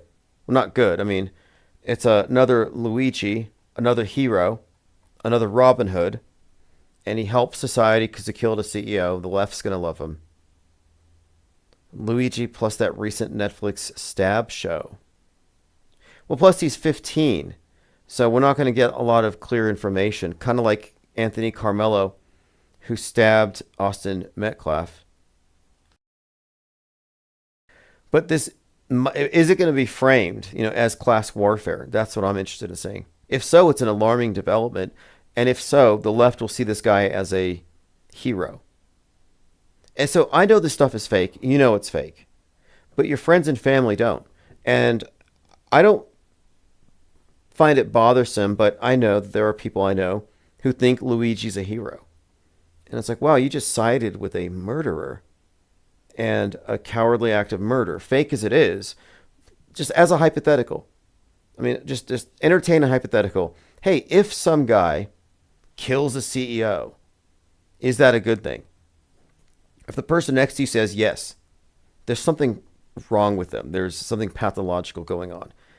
And unfortunately, that's a lot of people, because that's wrong in all instances. And somehow that's been lost. I mean, Luigi as a hero. Or Daniel Penny killing Jordan Neely on the subway. Honestly, I find that also to be completely wrong, how the right wing made that guy into a hero. So they've played this class warfare card, and they've shown that both sides are willing to applaud the death of the other side. Unbelievable. 777 says, most isms tend to be fake constructs that have a built-in polarized fake opposition. That's pretty much their model. That is the model. And we have to look at this as systems. The mainstream mediation, like the worldview that we have, it's not about shape. We're not talking about geography here, but we're talking about how we process information and how that augments our internal worldview, our internal model. And what we have demonstrated consistently here is that our internal model is being deliberately influenced by a very, I would say, a centralized monopoly over worldview that transcends all nations, all media outlets, that, there's a monolithic source for it all. And it may look like it's decentralized, it's fragmented, and there's a lot of independent media. It's like it looks like that. But it only looks like that because they've internalized the parameters. So you might say, I'm an independent journalist. Big Brother's not telling me what to think. Well, I don't know that if you can make that claim just because somebody's not overtly telling you, because you may have internalized certain wrong explanations, certain constraints that will prevent you from arriving at the right conclusions. For example, if you think you can find the truth about a story by doing interviews and by researching stuff on the internet, but not including the stuff that's never reported, the stuff that's secret. For example, media fakery, psychological operations. If you're not including that, you're never going to have the complete story, not enough to arrive at the objective truth. And furthermore, no independent journalist operating on the world stage, getting regularly published, includes in their worldview media fakery and how far back it goes. So they haven't deconstructed anything. So if you're still in a post 9/11 world, if you're still in a world that had a pandemic, if you're still living in a world where you think space junk is real and nukes are real, you're not an independent mind. You're dependent. Your mind is actually dependent on the uh, worldview monopolist's version of things to give it context and place. We've seen this so many times. Recently, there was a security guard, not a security guard, someone who worked in security who was a bodyguard for politicians or something, and he talked about protocol when it comes to assassination attempts. And he said that under no circumstances would a politician who's being shot at be allowed to stand up and parade themselves in front of the cameras, as Trump did. And he went further to say he didn't think it was real on the ear. But then he said, but that fireman did die, likely because the shooter was instructed to miss and accidentally hit him. And he said also that they must have chosen some undesirable so they could just kill him after. So here's somebody who sees through the Trump head wound thing, but then has to construct a story that makes sense of the other two people really dying. So that's in the box thinking. So he perceives something, but his entire worldview is still framed by their context, their perspective, which says these deaths are real. Now, if he was an auto hoaxer, if he wasn't part of the mainstream mediation, if he was a skeptic, he would already have been aware of the fakeability of such an event. And in which case, if any aspect of it is fake, it's all fake. You don't have crisis actors at events where people really die. There are no false flags. When we talk about these events, these are all essentially theatrical productions. It's the most accurate way to describe them. And if there's some elements of fakery, it's all fake. When they give you a body count, like, oh, there's a shooting, 33 people died. Okay, well, if there's evidence that supports it and you think it's all real and stuff, fine. But if there's any elements of fakery, like, oh, this exact scenario just happened on Netflix yesterday, and the person's manifesto is clearly written by the same person that wrote this manifesto, or perhaps there's a press conference and they're immediately making political changes, like there's a number of hallmarks to it being a hoax, which are things that we typically note right away. But if any aspect of it is seemingly fake, then your initial assumption can no longer be 33 deaths. If there's any hint of fakery, your assumption must be zero. Assume zero. Assume nothing. But assume a body count of zero. Like 9/11. Okay, some people are like, well, there's no planes. That was CGI. Okay, well, you're not just going to subtract the number of people in the planes from the death toll and still think a couple thousand died. No, if any aspect of it is fake, they all have to be demonstrated to be real now. The burden of proof has shifted, and they haven't provided any evidence to support a single one. And we had this debate back and forth, and it went from 3,000 to a couple thousand to some people still said, well, I don't believe anybody died on 9/11 except for the jumpers. And I had 9/11 jumper truthers, people who believe that nobody died, there were no planes, but they insisted that the jumpers were real. And that allowed us to kind of fine tune our approach here. Like, okay, what are his presuppositions here? What has this person not figured out? What assumptions are built into his assessment here that cause him to conclude that these ones must still be dead?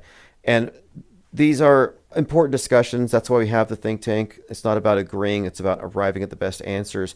And in that case, again, it has to do with recognizing the scale of fakery that is possible. So a 9/11 scale event, well, how many people would be involved to pull off something like that? Well, let's just take a look at how many drills were being conducted that day.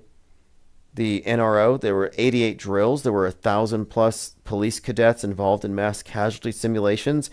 The drills that were being conducted all had to do with terror attacks on buildings and government buildings. So if you look at it, you're like, well, they had the personnel to fake it because they were doing drills. Or the London bombing, the London subway bombing. Do you remember that one? The BBC had a documentary about the London bombing. The London bombing happens just like the BBC documentary had this hypothetical situation. So I was like, wow, that's eerie, just like what we just saw on TV. And not only that, but during the bombings in the London subways, there were drills going on. Two drills, two locations, identical to what really happened at the same time that they happened. So at this point, you have to be a fool to think that the BBC documentary and the real-time drills just happened to mirror a real terror attack. No, that gave away the game right there. You have concurrent media, whether it's entertainment, news, or documentaries, concurrent drills, and then you have an event that shifts politics. And this event isn't just any event. It's a historic event. It's a historically significant event that terrorists attack London on this day. So these days get their wiki pages, and these become part of the aggregate which we call history. So our history is being performed for us. It's being made. They make history on TV. They fake it into existence. That's not a conspiracy theory. That's the fact.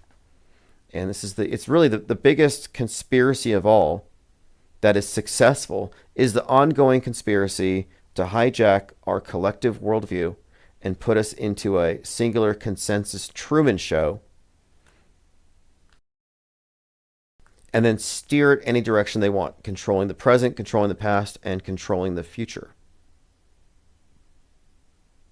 Ashy Dog says, an event planned forever with an unlimited budget. Yes, one more point here before I have to go. For decades, the conspiracy theorist people have always said that it's the military-industrial complex. So greed, government, corporations, greed, weapons of war, mass destruction, it's all going to lead to something because, of course, bad people are in control and they have a financial incentive to do war. So the military-industrial complex sounds like a real thing, a real influence, something we should be worried about. But it's just one of these buzzwords. I mean, it's not even a real tangible thing to define. But it sounds scary. Like, oh, they manufactured wars to do this because it's profitable. Yeah, it sounds scary. It's a cool story, but that's all it is. The truth of it is, the PSYOP entertainment complex has been in control this whole time. And the idea of a military-industrial complex, if anything, is a figment of the PSYOP entertainment complex version of things. It's like, essentially, it's a fiction, rather, they've created.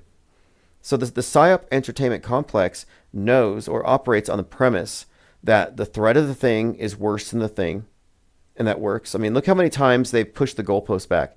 The world's going to freeze by the year 2012. Florida is going to be underwater. Climate disaster. We're not going to survive 2012, 2020. They always push it back. In 2 more weeks, they're going to have the nuke. 2 more months, they're going to have the nuke. They always push it back because we seem to have a short attention span.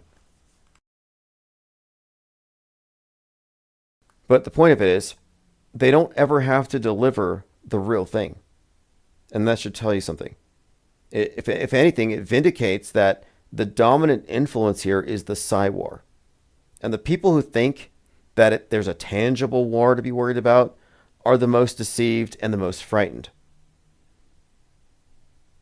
I used to be chastised by some who would say, things are going to go kinetic. And here you are, unworried and relaxed.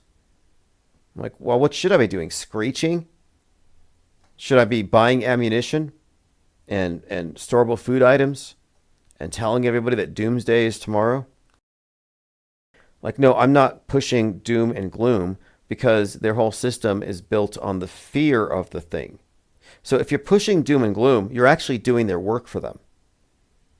I often describe the red pillars as propaganda mules.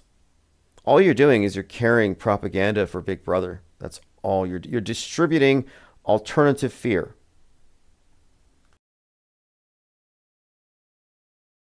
Paradox Moronic says, whatever happened to the ozone layer? They used to talk about the hole in the ozone back in the 90s.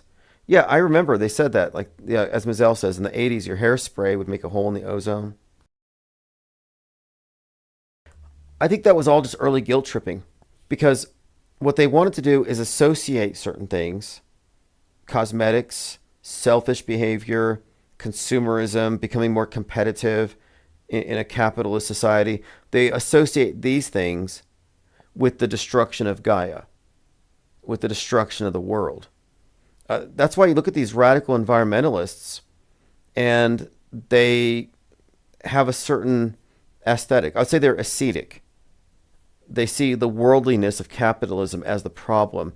And so their purity, their virtue is kind of worn on how plain they are.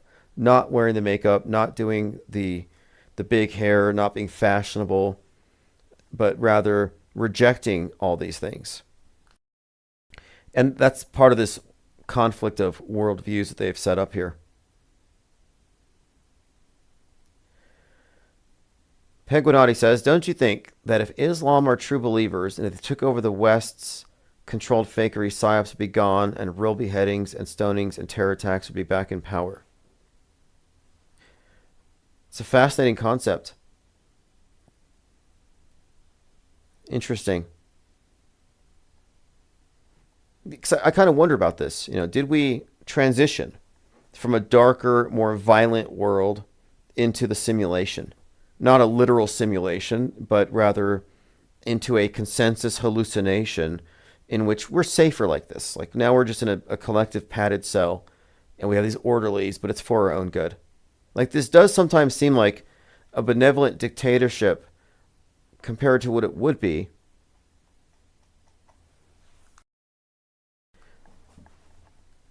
And I've seen a lot of videos. I've seen stonings and beheadings and hangings that I have no reason to dispute these things are real. And I keep in mind that, yeah, there are large segments of the human population that have no problem with that. Just like the lefties having no problem with Luigi shooting a CEO. Salty says, I saw someone in the news today says the ozone has healed with one of those heat-generated cartoon graphs. Maybe they patched it up with chemtrails, and this whole time chemtrails were there to stop the ozone layer. But they didn't want to worry the public that the hole in the ozone was going to keep on expanding until we would lose our atmosphere and we were all going to die. But thankfully, Bill Gates had this idea to save us and Gaia. And they put this little additive in the planes. It's called chemtrails. And the chemtrails over time have formed sort of a patch, and they actually patched up the hole in the ozone. So thank a pilot.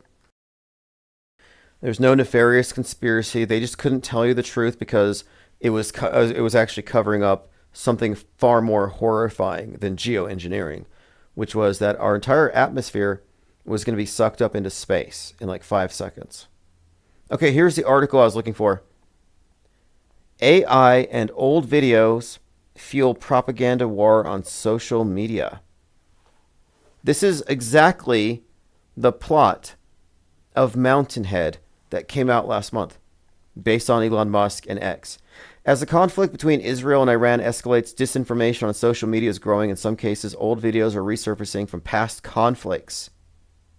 Some clips are even footage from video games. Others are generated by artificial intelligence. One video showed a burning skyline, which some claim to be an Israeli missile strike on Iran. Others claim to show Israel. I think InfoWars shared that one.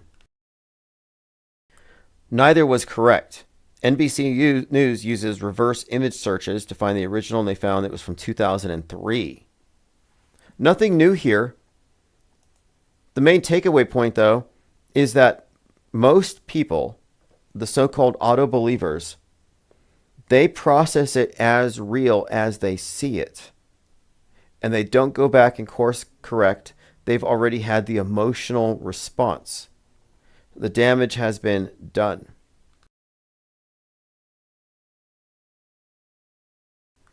Now, this is really strange, and well, it's nothing strange anymore. But how many of you have you seen this video? And I think Synchromorpheus had brought this up when the bombings were happening. There's that song, I Ran So Far Away, and they superimposed Donald Trump's, well, they superimposed Donald Trump into the video. But anyway, this AI fakery is so good.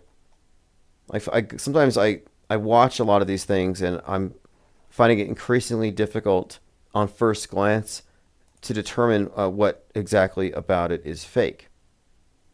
And it's pointless to even try. Like, I know we could have a conversation like, 5 ways to tell you're looking at a deepfake, but at this point, it doesn't matter because it's just going to get better and we might as well plan for it.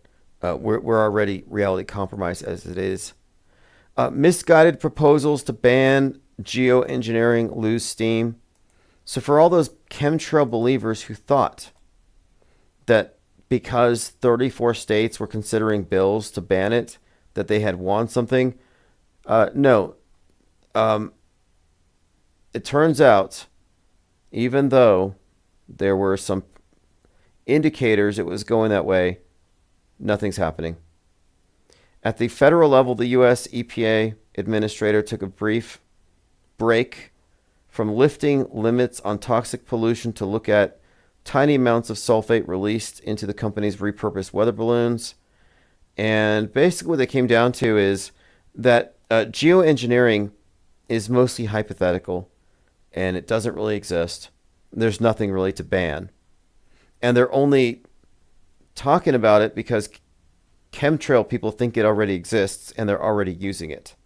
But no, to be clear, geoengineering refers to global warming mitigation.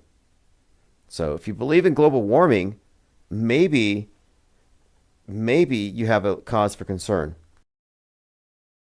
Isn't it interesting how the belief that man is altering the weather is shared by woke left and red pill right? And red pill wokeism is a thing. Like, there's a mirroring here. And that's why I think it's very important to recognize Trutherville as being alternative Truman Show. Truth Hurt says RFK wants everyone to have wearables in 4 years.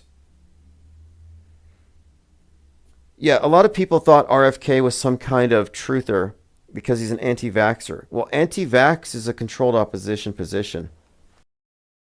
I don't care about your opinion on needles, but that whole movement is controlled by the same people who created the pro-vax. They were talking about it in that event 201. In fact, it's a woke right position at this point.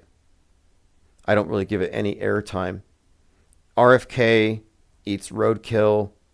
He field dresses a bloated bear carcass and throws it on a bike trail and then talks about it later. He walks barefoot on airplanes. He takes his grandchildren on Father's Day to swim in sewage. And now we're worried about his opinion on wearables in 4 years. We're going to have injectables in 2 years. I mean, so I'm not even worried about that. Ashy Dog says we have Back to the Future President Biff. Some crazy stuff is incoming. Yeah, as far as the world stage goes, we had said there's going to be some major plot twist 6/11. And we were being not specifically calling that date, but we had been talking about significant developments foreshadowed in the entertainment that would be reflected in the future news that suggested escalations. And 6/11 was a date we were looking at as a major turning point. And since that second week of June, things have certainly escalated, and many, if not all of the elements, for the most part, that were being projected onto the world stage through Fantastic Four, Thunderbolts, and the other movies that we were talking about at the time have come into fruition, specifically with the Iran-Israel thing, the talk, for the most part, about fallout and nukes. It's all escalated.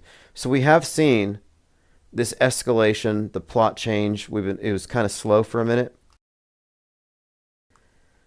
but it's not slowing down. It's just getting, I think, more interesting.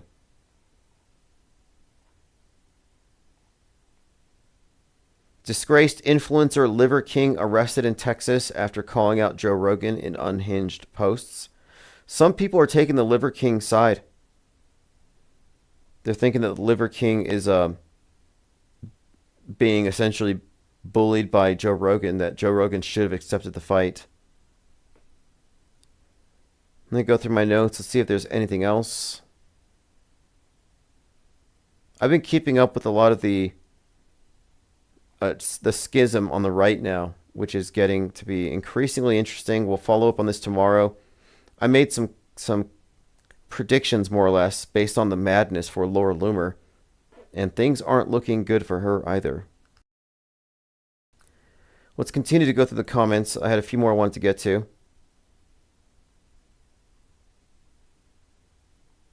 Flat Bob says, Tim, do you have anything to say to this? This is psychotic. I want your side of the story, if you don't mind. Yeah, I'll bookmark it. Someone suggested I look at the book. Here it is. McSwap33 says, look at Invoking the Beyond by the Collins brothers. Their analysis lines up with yours in many ways. I did look that up a minute ago. Invoking the Beyond, the Kantian Rift, Mythologized Menaces, and the Quest for the New Man. This book came out in 2020. The Gnostic revival of the Enlightenment witnessed the erection of what could be called the Kantian Rift, a barrier between external reality and the mind of the percipient. Arbitrarily proclaimed by German philosopher Immanuel Kant, this barrier rendered the world as terra incognita, where the world out there was deemed imperceptible. Now here's where I think he's referencing how it gets into what we're talking about here. He says, the way was paved for a new set of modern mythmakers who could populate the world out there with their own surrogates for the divine. Collectively, these surrogates could be referred to as the beyond because they epistemologically and ontologically overwhelm humanity. I'll take a look. It's called Invoking the Beyond, and he's referencing here what is described in the description of the book as surrogates for the divine. And I'm often talking about God constructs, neo-eschatologies, and how we live in what I consider to be a religious paradigm, Nasatology, which has a lot of the iconography and symbolism of previous religious models, but has updated them through the lens of science fiction, where the space program has essentially replaced the previous heaven programs. Like, space is the new heaven. It's a new iteration of an old concept. 33-year-old says, how many Muslims have you met, Penguinati? I've met and worked with many, never met any extremists. I think Islamic extremism was probably a media fiction. Yeah, I'm with you on that. I think that the radical Islamic terrorist was a media fiction that was really hyped up in entertainment, and they introduced it on the world stage. And that got phased out. And as we got up to 2020, suddenly it was about the Chinese. So I remember hearing about the stealth jihad and how Islamists are infiltrating society. And then that got replaced with the Chinese are buying land. They're buying the farmland. They're taking over police departments. I'm like, wait, the same people, like Steve Bannon, the same people who spent 15, 20 years ranting about radical Islam are now worried about the CCP, and they no longer care about Islam or ISIS. So it's like, okay, I think they changed costumes. I think that might be what happened. And I would say the same for the white nationalist thing. Like, white nationalist, domestic violent extremist terrorists.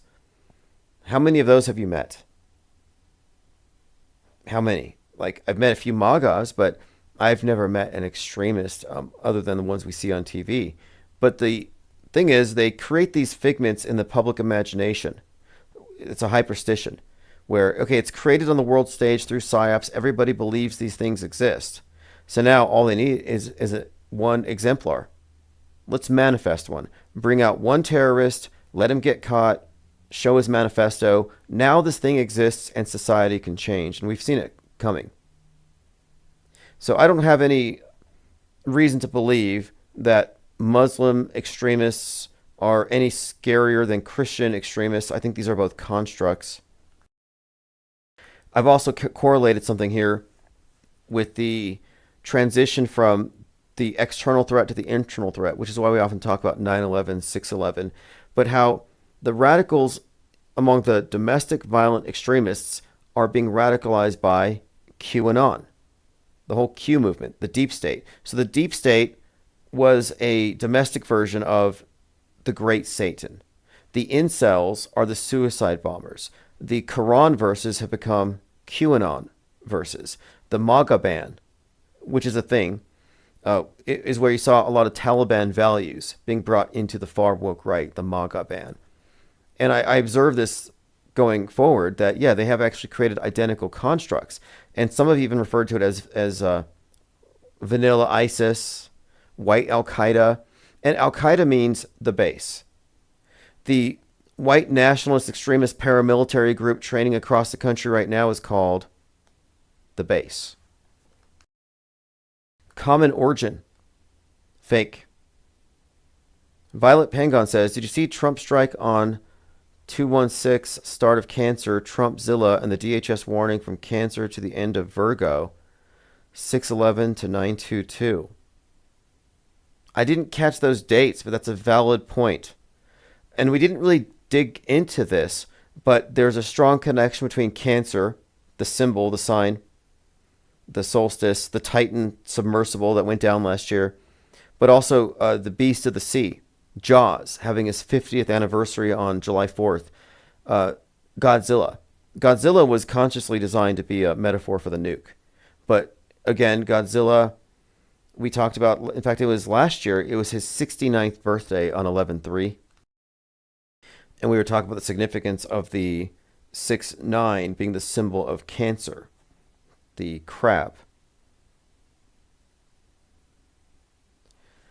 Penguinotti says there aren't extremers yet, but there are predominantly true believers who easily could be recruited to jihad once Islam has substantial might.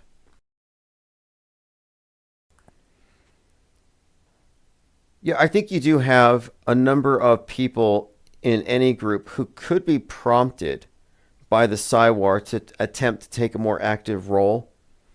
How many loony lefties did you see attacking Cybertrucks? Like, that was a real phenomenon. And a lot of it was just keying the cars. I think the more elaborate ones where the Cybertrucks blew up, those are probably fake. Like, a lot of the stuff, these are self-inflicted wounds to generate sympathy. You know, for example, the attacks on the Cybertrucks, a lot of those could be faked in order to turn people against the opponents. I mean, that's typically how these psyops work. They're influence operations. But when it comes to extremist behavior, what they've made the point too is that, and the media has engineered these things. They've tried to engineer the threat or the idea that we're more threatened by the Second Amendment and Americans radicalized on Discord than external threats radicalized with some 7th century religious paradigm. And something else too. When they would catch a terrorist and they waterboard them, Guantanamo and all this stuff, what were they doing? They were trying to figure out where they were radicalized. It was always about contact tracing. Remember contact tracing? Where you try to figure out where the person caught the virus, so you're tracing it back. Well, they did the same thing with radicalism. Like, so this person shoots up a National Guard recruitment center in Tennessee, and 6 months before he was in Yemen at this mosque and he met this particular cleric. So they were trying to trace terrorism the way you would trace a virus. So we're looking at this idea that they can trace where the radicalization came from, and we accepted it as part of the war on terror.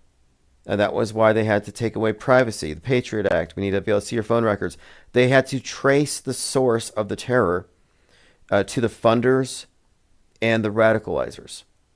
Well, what they have done is they've taken that mentality and they've applied it towards shooters now. So, well, this person did this bad thing. Where did he get the ideas from? Well, you have the guy that shot up the supermarket, the Tops supermarket in Buffalo. Well, that shooter went to Discord. So they were able to connect the dots. He went to this website. He got these ideas from Telegram, and that made him hate this group and believe that he was being suppressed or replaced. And so they blamed Tucker Carlson sent the shooter. Like, that's the end result. Tucker sent the shooter. I forgot to bring this up. We were talking about the Riddler the other day. So the Riddler's weapon is a carpet tucker, like a carpentry tool that he kills the mayor with. And I remember at the time we were talking about the Riddler influencing the Prophet of Doom to shoot up the subway. And at the same time, we had this Buffalo shooter who was influenced by Tucker Carlson. And I remember I was comparing Tucker to the Riddler, and that he was being cited as the inspiration for the violence made sense, the Tucker being the weapon, or at least what Tucker was promulgating as a media demagogue. And as a comparison, Tucker to the Riddler, there are some connections that were being made there. But just kind of bringing it up, I don't think it was a coincidence that they chose that weapon. They emphasized it was a Tucker. But they're trying to suggest, again, so I'm not singling out Islam or domestic violent extremist Christian terrorists or Discord radicalists. I mean, Discord extremists or whatever, 4chaners, I don't, or Redditors. See, they also made the point in 2022, 2023 to give us a series of mass shooters that were influenced by left-wing politics, by Reddit. Audrey Hale in particular. And I remember thinking, this is a new development, of an interesting plot twist. I had been complaining that there were no female mass shooters. Like, where's the female mass shooters? We're all hit with the same propaganda. It should be a little more equitable. And it turns out that next month, they brought out Audrey Hale, and she shoots up that Christian school. Well, when that happened, suddenly the right wing cared. Right wingers did not care about mass school shootings because all the shooters were Nazis and MAGAs and gun proponents, and it was being used to advance anti-gun rhetoric, so they took the side of the shooter by default. But ever since these shooters were coming out radicalized on Reddit with an anti-Christian or anti-right-wing ideology, now they started to care. And it seems like most of the shooters since then have come from the other side of the political spectrum. Yet the bank, the other guy at the bank, was it in Kentucky, who was shooting people in order to make a point about why we shouldn't own guns. I mean, these psyops are just getting, I'm sorry, but the writing's terrible, even if they improve the special effects. Okay, remaining comments. I think we've got them all caught up for now. We'll continue tomorrow. I just wanted to really get in here tonight and do a bit of troubleshooting. I want to make sure the phones worked, which they do. So thanks to the callers for helping me with that. And shout out to ChatGPT for walking me through optimizing our settings here at the IPS think tank. So we'll continue tomorrow. We'll start much earlier. I'll try to catch up on the archives here tonight. I know I've fallen a little bit behind. Violet says ISS soon. That's a valid question. I know it's got a leak. ISS has problems, and Elon Musk has been tasked with pulling it down, which I did more or less suggest was going to happen in Metascript Decoded in 2020. I said they're going to bring it down, but I thought it would be some kind of an accident with SpaceX and their Dragon capsule somehow causing some kind of disaster. Maybe they'd flip it over, but no. He's going to be paid to pull it down. All right, this is Chief Crow Auto Hoax. We'll continue tomorrow. Thanks for the comments.